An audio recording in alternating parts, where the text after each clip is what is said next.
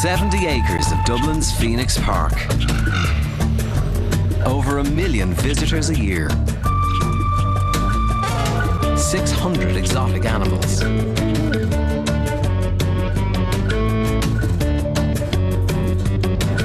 22 dedicated keepers. Welcome to the zoo. Coming up, a new arrival at the sea lion habitat. The latest technology is called in for an injured gorilla.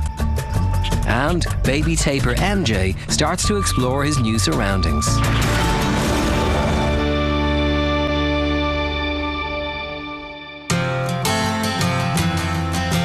It's early morning, and Eddie and Garth are on their way to visit the Californian sea lions in their aquatic habitat in the east section of the zoo.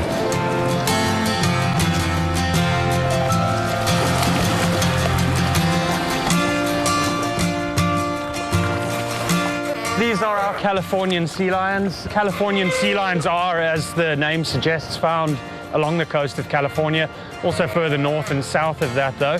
They are carnivorous animals, and they have the same dentition almost as a dog. They feed primarily on fish. That's what they specialize in. They're very agile hunters. They're very able to catch fish and other aquatic animals. But they're not restricted to fish. They'll take things like squid, the odd crab, lobster, even a seabird if they're really hungry. Now, normally we have a couple of seabirds dotted around here, gulls and herons and so on. Our guys here aren't particularly interested in them because they get very, very well fed here. We feed our guys here around about 2 to 3 times a day. And we also do quite a bit of training with these guys. So every day in season, during holiday season, we'll actually put on a bit of a presentation for our visitors. And we'll also do a lot of husbandry training. Now, husbandry is basically just a fancy word for managing animals in human care. And by training them, we can make our lives and their lives easier and less stressful when it comes to routine procedures. A few months ago, the group lost its patriarch, the oldest and largest sea lion in the zoo, leaving the group without any males.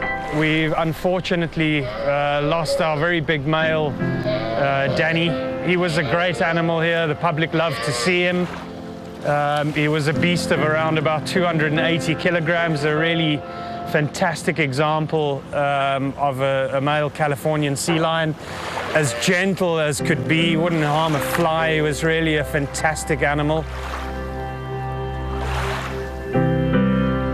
You know, we have our girls here still, Sienna, Cassie and Flo. And Cassie and Flo are both Danny's progeny, so they're his handiwork. And we've also just found out very good news that Sienna is pregnant as well. So although we sadly miss Danny, he has left us with a little legacy. We're hoping it's going to be a little male, and we'll then name him after Danny Jr. or DJ. We've got the name already.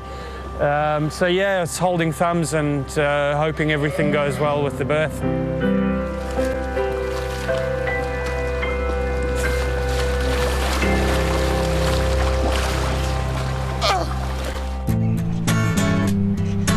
At the gorilla rainforest, Kieran and Donal are spending the morning observing Alfie, a young male western lowland gorilla, who has recently been nursing a mysterious injury to his arm. The zookeepers need to know the cause of the problem to start an effective treatment plan. So Kieran is eager to get to the bottom of it as soon as possible. Very unusual morning this morning. We're here at the gorilla rainforest. One of our male gorillas, Alf, over the last couple of months has developed a problem with his wrist. And we've looked at this a couple of times and we've x-rayed it, but it's not shown us anything conclusive. And then over the last 2 months, he's developed a problem with his right foot, where he's actually holding up the foot and, for the want of a better word, turning in the big toe and walking on his heel. So we had a look at this and he was treated with antibiotic, thinking maybe it's an infection or he sprained it or something like that. But then over the last 3 weeks, he started to develop this on his other foot. So he's now holding both feet in this position and turning both of the, say, for the want of a better word, the big thumbs inside and walking on his heels.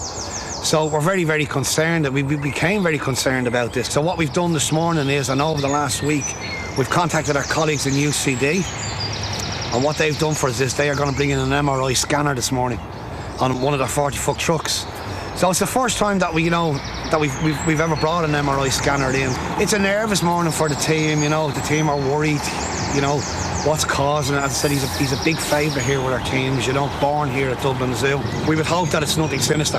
There's nothing there, because that will lead us into a whole different path if it is. It's something that we hope we get the right result this morning. Fingers crossed. Hey Rio. Hey Missy. In the east section, Susan is bringing the Brazilian tapir family their morning feed. Only a month old, so far the little tapir has been sticking close to its mother. But over the last few days, Susan has noticed an adventurous spirit begin to emerge. So it's been a month now since little MJ was born. We've christened the new baby tapir MJ, Marmaduke Jr. So this is little MJ here. He's doing great, you can see, and he takes after Mammy and Daddy with the scratches. As you can see, he loves to have a little scratch behind the ears. And it's really good now. We're getting used to him just to being touched and felt, habituated. So he's just a little character now. He's really, really lovely. He'll stick with Mom quite closely still. For the first maybe 6 months, he'd be kind of glued to her the whole time. But he's quite an inquisitive little guy. For tapirs, they're usually very kind of quiet, and he's just doesn't care. He's straight out there, over to everyone, investigating everybody. And I say he does like his little belly rubs, don't you? You like your little belly scratches? Yes. In the wild, tapirs are often found in or near water. And despite never having been in water before, it doesn't take long for MJ's natural instincts to kick in when he sees the pool in the tapir habitat for the first time. I'm really excited to see. It's the first time I've seen this behaviour. Tapirs, that they love water, they're quite well adapted to being in the water, and they use their little, trunk as a snorkel. So I just came out to have a look there. They all went into the pool and got to see the little baby for the first time actually in the water, and really, really loving it. He was going underneath the water and, having a little play and jump around the place. So, it's just fantastic behaviour to see. So I'm really, really happy now to get to see that. It's great. So we did have all the pools dropped just as a safety precaution, the first couple of weeks, and we're kind of gradually increasing the depth just in case he fell in and maybe couldn't get back out again. But looking at him there, I don't think he'll have any problems now, swimming around. So we're going to keep the pools, we're going to fill them maybe 3/4 of the way now, and, soon we'll have them full, and he'll be able to submerge and swim underneath. So yeah, that was really, really lovely to see today now. Very, very happy to see that. So yeah, it's been quite a successful year now for the tapirs. All right, big guy. It's great, nice, happy year. Everything's really happy. It's just great to have a little calf. It's just really kind of ended it, and like this could potentially, Marmaduke is so old, we didn't know if he'd ever have a chance to breed again. So it's just lovely now that he's had this chance to breed, and you couldn't ask for a better ending really with this little guy. He's just adorable. He's everybody smitten with him as soon as they see him.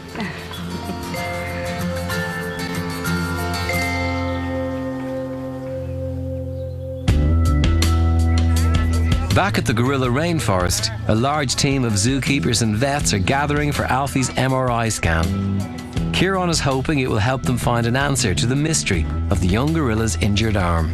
What we have here is the veterinary team from UCD with our own veterinary team and all our keepers. So we're almost ready there. The darts are just being prepared there to knock them down.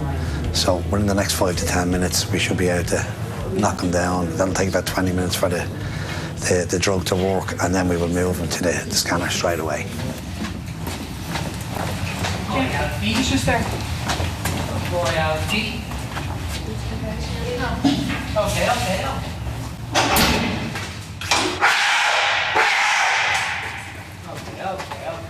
Take your time on that. Yeah, it's just administer the anaesthetic there from to take him down. So take about 10-15 minutes, and then we should be able to move them straight to the scanner, so everything's going according to plan. Rest of the troop are outside eating away, so everything's nice and calm, and so hopefully everything will go well now. Okay, 1, 2, 3. Now safely sedated, Alfie is ready for his scan, and the zookeepers carry the 80-kilo gorilla out to the truck, where the MRI scanner and veterinary teams from Dublin Zoo and UCD are waiting. Now where we are now is he's in the scanner being done now, They're taking many images there of the shoulder, the spine, up on top of the head or the chin here, so they can see the spinal column coming back out. And this is going to determine if there's nerve maybe damaged there or nerves trapped that are leading down to the shoulder and affecting the feet. So that's exactly where we are now. It's a process that's going to take about an hour and 20 minutes. So we're only at the early stages of it. And so far, you know, we haven't got any feedback yet from the veterinary teams inside, but everybody's, you know, waiting for that bit of news that there is nothing there. That's hopefully what we're going to find. And it may be just something small, but at the moment, he's in the scanner being done, and fingers crossed, as we said, everything's going well so far.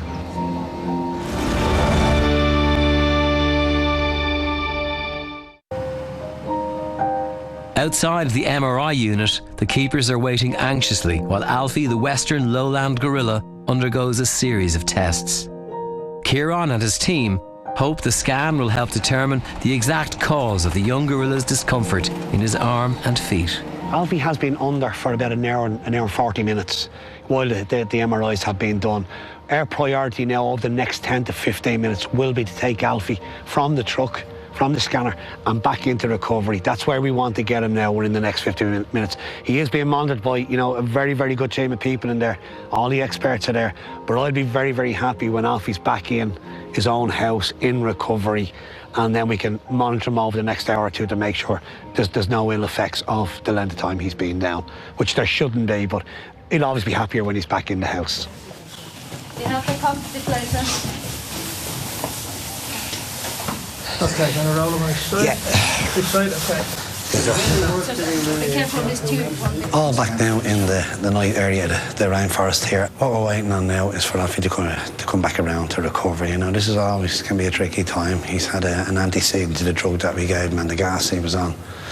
Quite a substantial amount of time. We had him down there for, you know, over 2 hours, so it's always a nervous time. You know, the team are on here again. Everybody just wants him to, you know, just to move and open the eyes, and then, you know, we're right on the road back to where we need to be. Hello, son.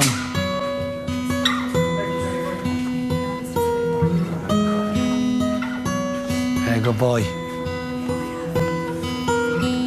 What we need to do is then look at what we've just received off the people with the MRIs and just see what these are going to show, and, you know, if there is something there, and then we'll sit down as a team and decide, you know, what is our next step with Alfie. Hey, good boy.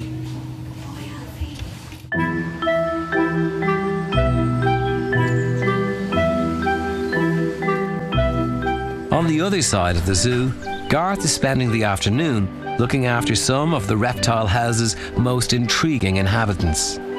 With over 3,000 species found throughout the world, they are nature's true masters of disguise, the stick insects.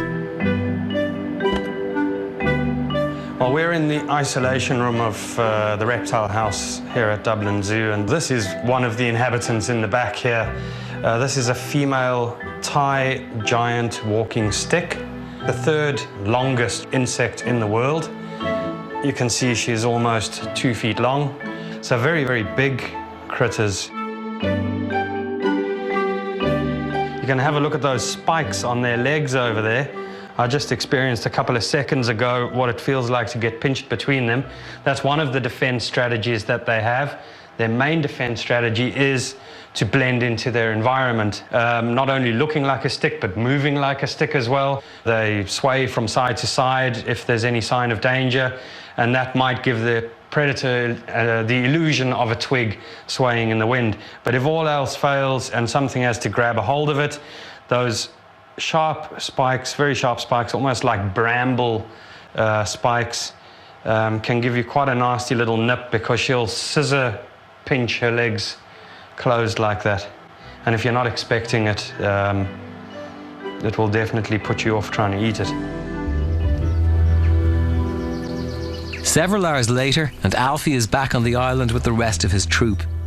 The results of the scan have been analysed by the zookeeper and the veterinary teams. And although the information will be useful, the results are not quite as conclusive as Kieran would have hoped. As you can see, this black spot, this is a mineralization within the nerve.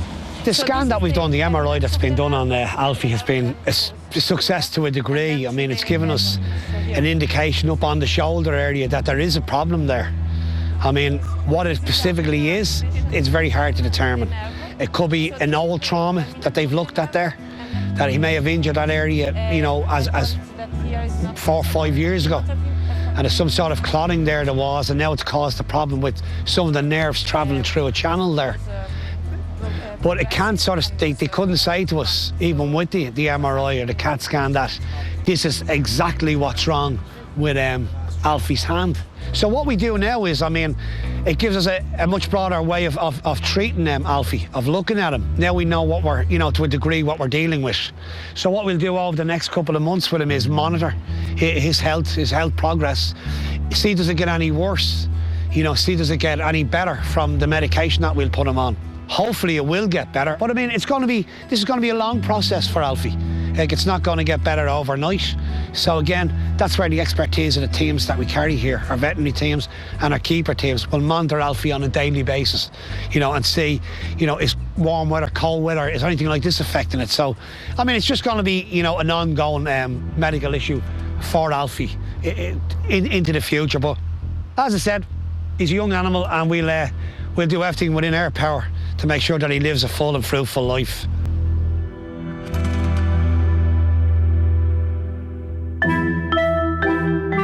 Back at the reptile house, Garth has moved on to the next creature in his care. Another masterpiece of evolution in its own right. This time I have a Caribbean green stick insect, or a Caribbean giant green stick insect. Now these guys are amongst my favorite animals.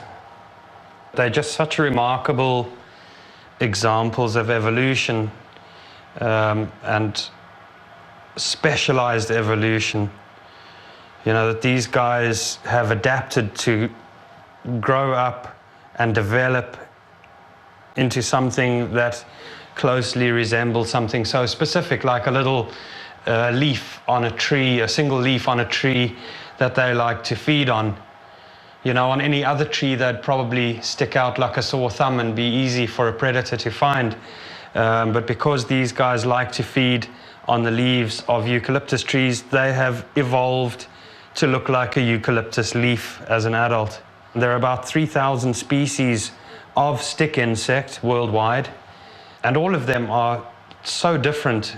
There's some that are tiny, they're only 1 centimeter long as adults, and they specialize on feeding on ferns, perhaps, whereas these guys, you know, as you can see, they're a lot bigger. There's some that are absolutely monstrous, and in actual fact, the longest insect in the world is a stick insect. They have very, very peculiar looking mouth parts that are obviously specially adapted for cutting leaves and for feeding on leaves. And they are seriously creepy looking. And I mean, if you have to magnify that, you can easily see where they get their inspiration for all these creatures out of horror movies like The Predator or what have you. They're absolutely freaky. The stuff nightmares are made of. If you moved any faster, I wouldn't like you.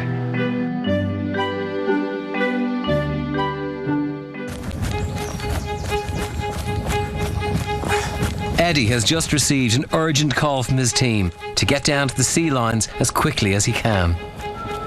I just had to get in a call from one of the keepers. They've noticed that there's something strange in the sea line pool. Sienna is sitting there a bit strange on the edge of the pool, so I'm just going to go out and have a look and see what the story is. I see the young sea lions there at the moment, doing okay. Oh, yeah, I can see a pup. Oh, it's fantastic, really good.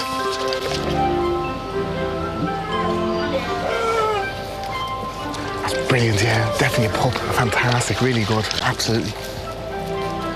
Hey, girls, you got a little girl, huh? Hey? It's amazing that we have a pup this year because we have unfortunately lost our adult male, Danny, back in September in the middle of breeding season. So we didn't know if Sienna was pregnant or not. But over the last couple of months, we have been noticing our belly getting enlarged. So we're hoping and keeping our fingers crossed that she would produce a pup. And this morning she did, which is absolutely amazing that she has produced this fine pup. The placenta is still attached to the pup, but over the next hour or so, that placenta will fall off and the pup will move around a lot stronger. Placenta is what the pup survives off. It's what's inside in the mother's womb. It's attached to that, and that's where it gets all its nutrition. And when it gives birth, the mother passes that placenta as well, and the pup will feed from that for an hour or two. And then it dries out and it breaks off, and then it'll go off and suckle from its mother then, and that's when it gets its first milk. So hopefully in the next couple of minutes, it'll actually suckle from its mother and get its first milk, which is an important part of the bonding of the pup to its mother. Good girl, Sienna. Really good girl. What she's trying to do now is Sienna is she's presenting herself to the pup to allow her to suckle from her so she can build up strength. Pups will develop very quickly over a few days because the milk that they take is very rich and very fatty. It's good to see the pup is now bonded with its mother. Sienna has allowed her to suckle. Watching the pup suckling there, you can actually hear it sucking very strongly, which is very important because pups can be very weak and not able to get milk from the mother. So listen to the pup suckling there. It's been brilliant. Sienna has presented herself to the pup, allowing her to bond with her, which is very important that they do this at this early stage. So it's really great to see this happening. The pup is now falling asleep now, which is good to see as well, so it's happy now. So what we're going to do now is just leave them be, and we'll come back later on, just check, make sure everything's okay. But fingers crossed, everything should be okay, so fantastic.